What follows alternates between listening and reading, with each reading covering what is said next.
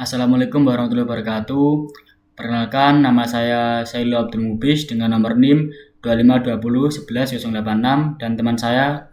Perkenalkan, nama saya Alfredo Mesa Pratama dengan NIM 2520111093. Pada kesempatan kali ini saya akan mempresentasikan tugas IMK atau Interaksi Manusia dan Komputer yang bertema UI UX Design. Yang pertama akan dijelaskan oleh teman saya, yaitu Alfredo. Oke, untuk yang slide yang pertama, apa itu UI UX? UI UX adalah tampilan antarmuka aplikasi atau website yang dapat dilihat. Sedangkan UX adalah pengalaman pengguna saat memakai aplikasi. UI terfokus pada tampilan, sedangkan UX terfokus pada kenyamanan atau kemudahan. Kesimpulannya, seperti UI terlihat sedangkan UX dapat dirasakan. Untuk slide yang kedua ada perbedaan UI UX. Di perbedaan UI UX ini, UI berhubungan dengan desain visual seperti warna, ikon, dan layout. UX berhubungan dengan alur penggunaan dan kemudahan mencapai tujuan. Keduanya harus berjalan seimbang agar aplikasi dapat diakses.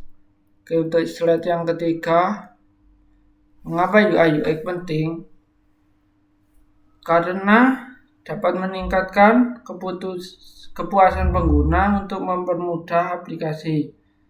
Yang kedua, mengurangi kesalahan saat penggunaan. Yang ketiga, meningkatkan loyalitas pengguna.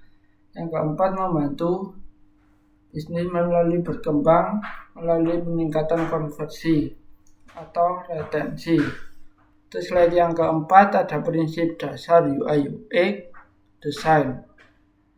Ada 4, yaitu ada konsistensi, gunakan pola, komponen, dan pola yang konsisten. Yang kedua ada simplicity, hapus elemen yang tidak perlu, fokus pada tindakan utama.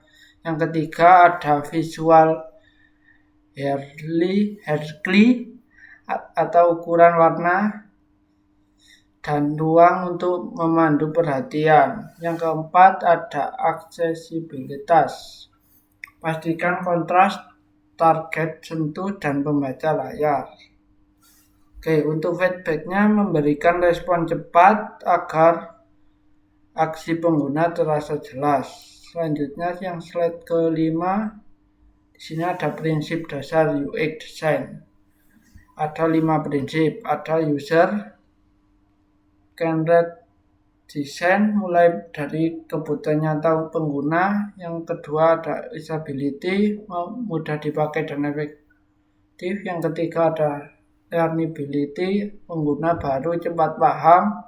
Yang keempat, efisiensi atau mengurangi langkah yang tidak perlu. Yang terakhir ada satisfaction, bangun pengalaman yang lebih positif.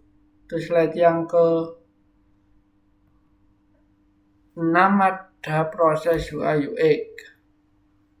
Di sini ada beberapa proses, ada 5 proses, yaitu ada research, develop, ideate, wireframe, dan prototype. Alur UI UX dapat bergerak dan desain hingga prototype untuk memvalidasi solusi sebelum dikembangkan lebih lanjut. Untuk yang slide ke-7 ada user research. User research tujuan mengumpulkan wawasan tentang kebutuhan, kebiasaan, motivasi pengguna untuk keputusan desain. Metode yang digunakan user research ada interview, wawancara pengguna, ada survei, data kumulatif, ada observation, mengamati perilaku. Yang keempat ada predictive analysis, menemukan peluang dari solusi bersaing. Oke, untuk selanjutnya ada user persona. Persona adalah karakter pengguna fiktif yang mewakili target nyata. Contohnya itu seperti nama, umur, pekerjaan, tujuan, dan masalah. Fungsi persona yaitu memadukan keputusan desain prioritas fitur selaras dengan kebutuhan pengguna. Untuk slide yang ke-9 ada user journey map.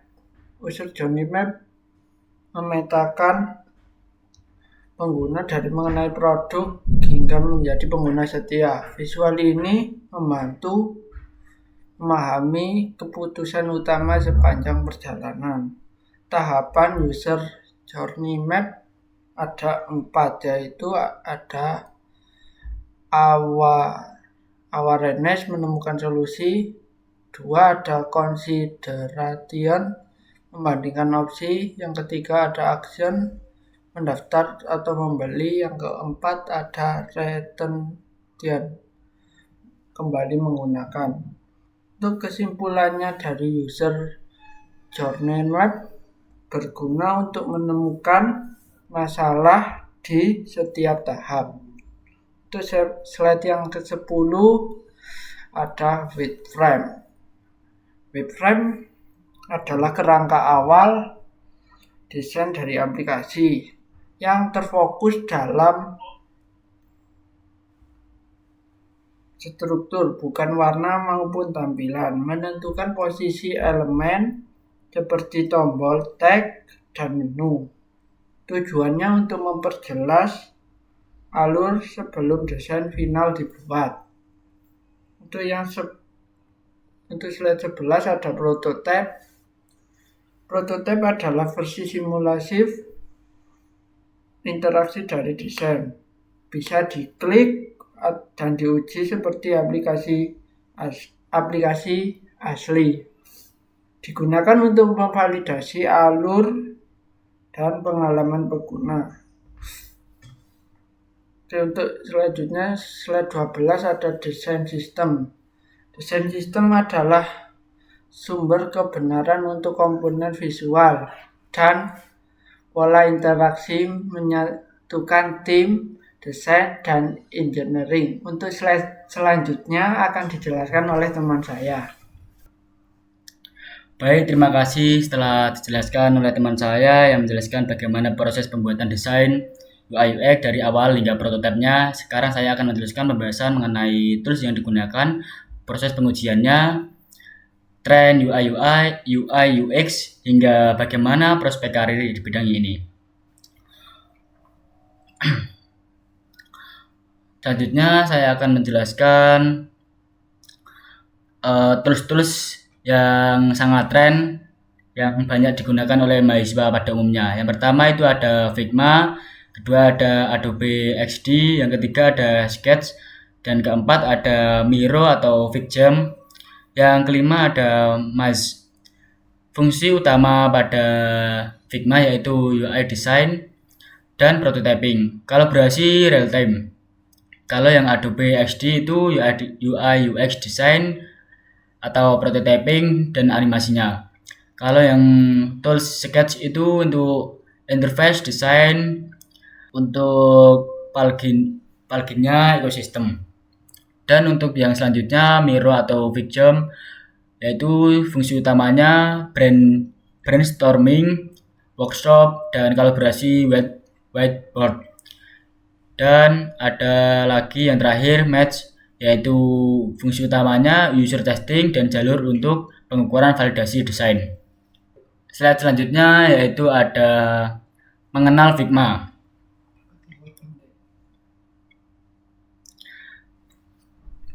Figma merupakan software desain UI UX yang paling banyak digunakan oleh mahasiswa-mahasiswi, yang karena itu berbasis cloud dan mendukung kolaborasi secara real time. Selain itu, Figma memiliki fitur seperti auto layout, komponen dan prototipe yang mempermudah proses desainnya. Jadi analoginya itu kalau Microsoft Word digunakan untuk membuat dokumen, maka Figma digunakan untuk membuat desain aplikasi. Cara kerjanya itu mirip dengan Google Docs karena banyak orang yang bisa mengedit di file yang sama secara bersamaan. Kesimpulannya, Figma itu tools yang digunakan untuk membuat desain sebelum aplikasi itu diimplementasikan gitu.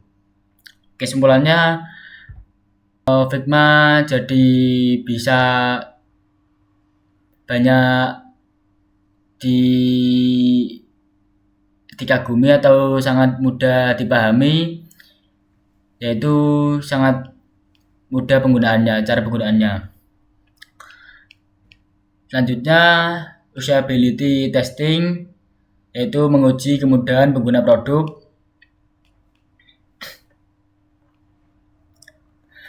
Usability testing adalah metode terarah untuk mengevaluasi seberapa mudah dan efektif produk digunakan untuk penggunaan nyata. Hasilnya memadu perbaikan prioritas pada UI UX.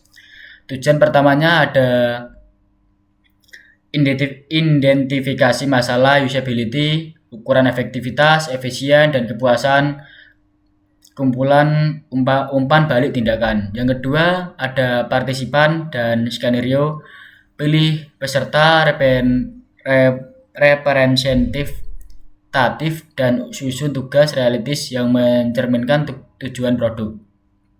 Yang ketiga ada observasi dan analisis, rekaman, interaksi, catat hambatan, susun temuan menjadi rekomendasi perbaikan desain.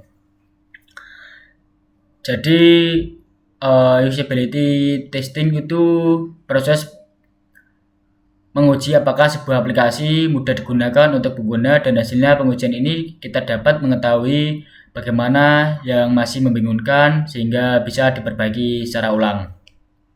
Kesimpulannya, dengan usability testing, aplikasi menjadi lebih nyaman digunakan dan mudah dipahami. Selanjutnya ada studi kasus perbaikan UI UX pada aplikasi e-commerce. Contoh singkatnya, perubahan desain yang umum, navigasi yang disederhanakan, tombol aksi yang lebih jelas, dan proses checkout yang dipersingkat. Pada studi kasus ini, aplikasi e-commerce mengalami masalah karena navigasi yang rumit dan proses checkout yang terlalu panjang. Setelah dilakukan perbaikan pada navigasi dan tombol aksi, pengalaman penggunaan menjadi lebih baik. Yang kedua ada solusi yang diterapkan, redesign navigasi, bergeser tombol CTA-nya, gabungan langkah checkout, tambahkan proses indikatornya. Dampaknya yaitu waktu tugas turun, kepuasan pengguna meningkat, serta konversi dan retention naik signifikan. Selanjutnya ada tren UI UX pada tahun 2026 atau peluang dan manfaat singkatnya tentang UI UX.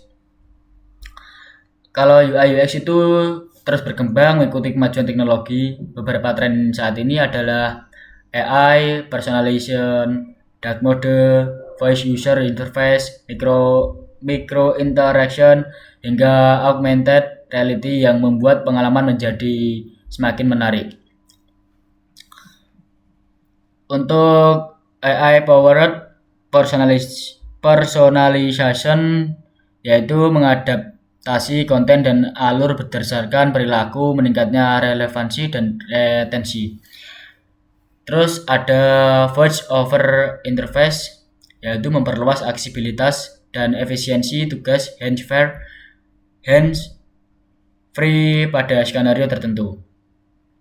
Terus ada glassmorphism dan neumorphism, yaitu estetika modern digunakan untuk kontras yang cukup untuk tetap aksesibel.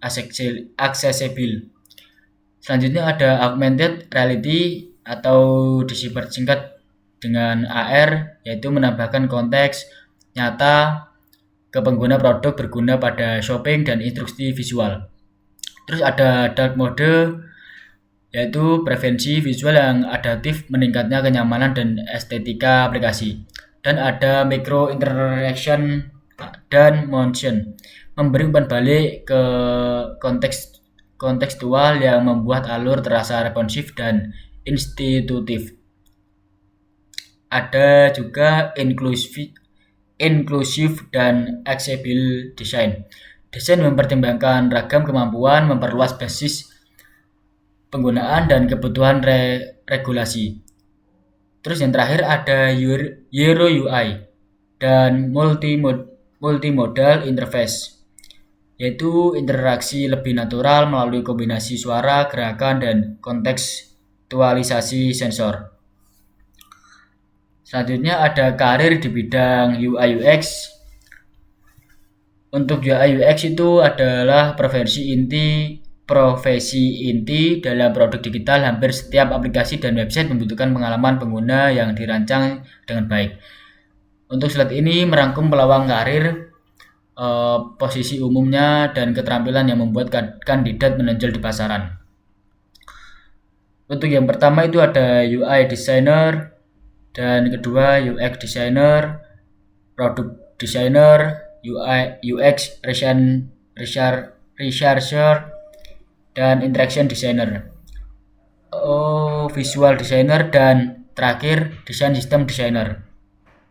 Jadi analoginya itu seperti membuat sebuah film, ada sutradaranya, penulis naskah, kameramen, dan editor masing-masing memiliki peran sendiri untuk menghasilkan film yang berkualitas.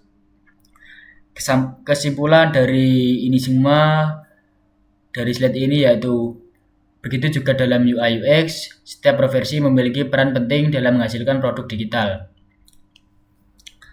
Slide selanjutnya ada skill yang membuat Anda dicari.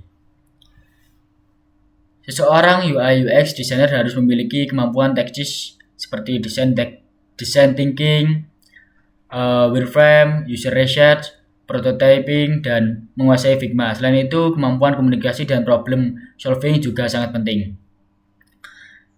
Analoginya, seseorang koki tidak hanya harus bisa memasak, tetapi juga harus tahu makanan yang disukai pelanggan. Begitu juga UI UX. Jadi, seorang desainer itu tidak harus menggambarkan atau meluapkan ide-idenya ke dalam tampilannya. Jadi kita juga butuh pemasukan dari usernya, bagaimana aplikasi digunakan dengan nyamannya.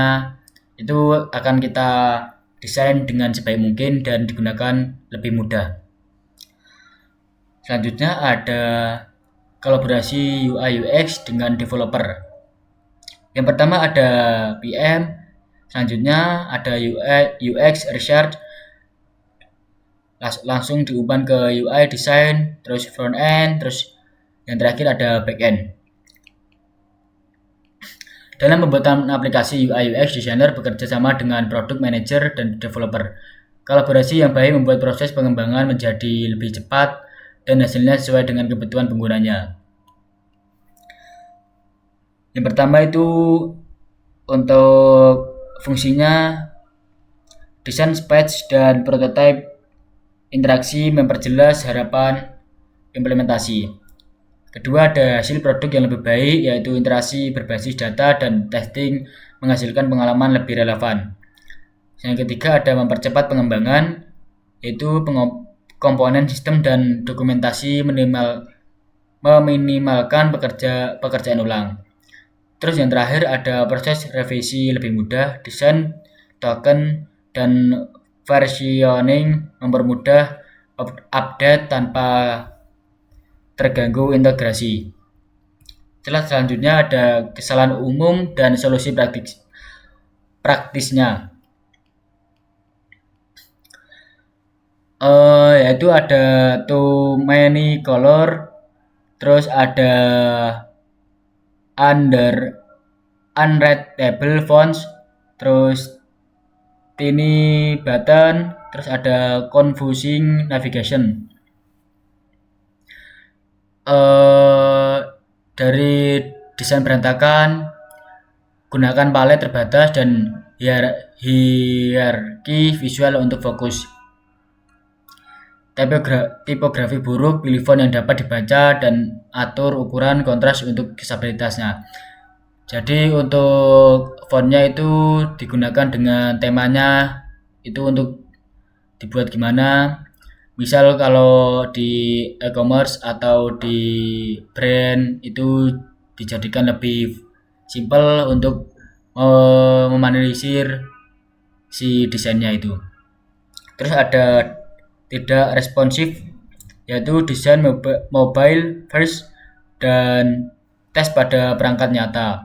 Terus selanjutnya ada absent user testing, validasi asumsi awal dengan penggunaan nyata sebelum skala. Solusi singkatnya yaitu ada sederhanakan, terus kurangi elemen yang visual yang tidak perlu. Terus terapkan sistem desain dan partner library. Selanjutnya lakukan usability testing secara berkala, terus fokus pada kebutuhan dan konteks pengguna. Selanjutnya ada masa depan UI dan UX. Di masa depan UI dan UX akan semakin berkembang dengan hadirnya artificial intelligence yang disingkat menjadi AI yang jadi tren sekarang. Terus ada virtual reality yang disingkat menjadi VR dan augmented reality, terus wearables dan spatial computing. Hal ini membuat manusia lebih mudah berinteraksi dengan teknologi menjadi lebih alami. Jadi analoginya itu kalau dulu kan kita harus mengetik semua perintah di komputer. Sekarang kita cukup bicara dengan AI seperti ChatGPT. Terus kedepannya akan mengeluarkan outputan dari si ChatGPT-nya itu. Jadi kita akan mempermudah atau mempersingkat pengerjaan kita. Kesimpulannya, jadi UI UX akan terus berkembang mengikuti teknologi sehingga seseorang desainer harus terus belajar dan beradaptasi dengan perkembangan zaman atau perkembangan tahunnya. Baik, presentasi dari kita berdua cukup simpel untuk presentasi kali ini. Saya ucapkan terima kasih banyak dan jika ada kesalahan mohon dimaklumi dan dimaafi. Assalamualaikum warahmatullahi wabarakatuh.